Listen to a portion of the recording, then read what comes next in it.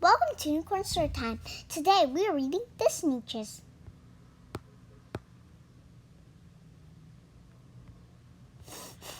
Now the star-belly sneetches has belly with stars. The plain-belly sneetches had none upon theirs.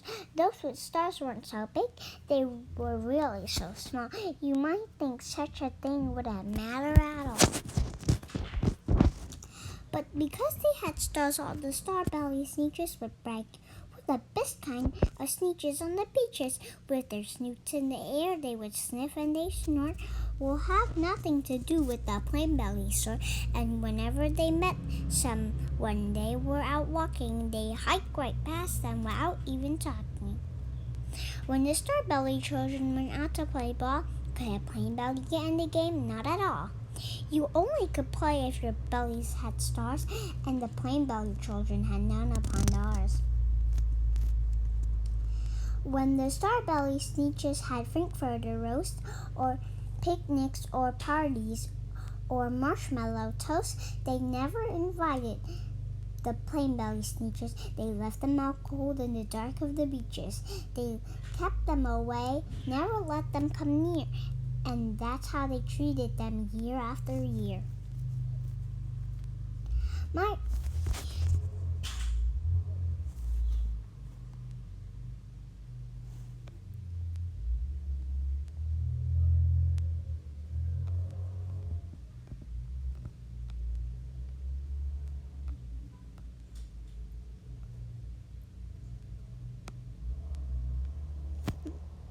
Then one day it seems, while the plain-belly sneetches were moping and doping alone on the beaches, just sitting there wishing their bellies had stars, a stranger zipped up in the strangest of cars.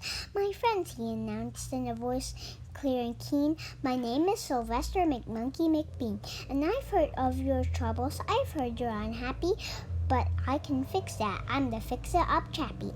I've come here to help you. I have what you need, and my prices are low, and I work with great speed. My work is 100% guaranteed."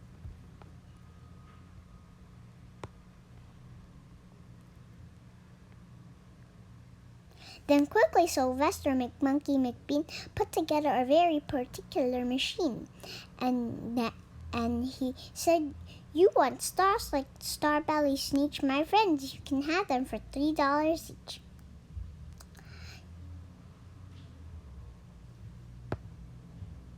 Just pay your money and money and hop right aboard." So they clambered inside. Then the big machine roared, and it clonked and it bonked and it jerked and it burnt and it bopped them about, but the thing really worked. When the plain-belly sneetches popped out, they had stars. They actually did. They had stars upon theirs.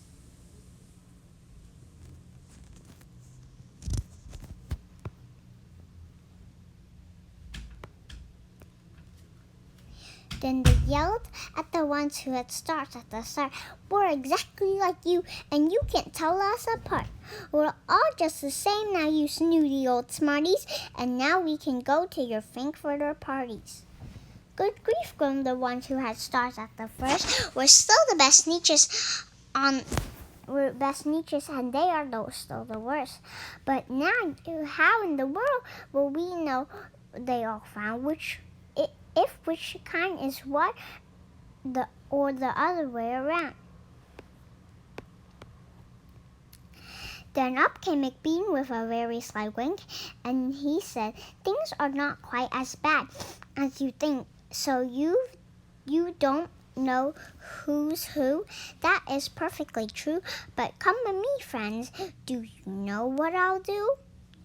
I'll make you again the best sneetches on beaches, and all it will cost you is $10 eaches." Belly stars are no longer in style, McBean. said McBean. What you need is a trip through my star belly off machine. This wondrous contraption will take off your stars so you won't look like the sneetches who have them on theirs. And that handy machine, working very precisely, removed all the stars with their tummies quite nicely. After tummies. When the snoots then the snoots in the air and they paraded about. They opened their beaks and they let out a shout. We know who is who now, there isn't a doubt. The best kind of sneetches are the sneetches without. Then, of course, those with stars all got frightfully mad to be wearing the star, and it was frightfully bad. Then of course, old Sylvester McMonkey McBean invited them to their star-off machine. His star-off machine. Then, of course, from then on, you have soon probably guessed things really got in a horrible mess.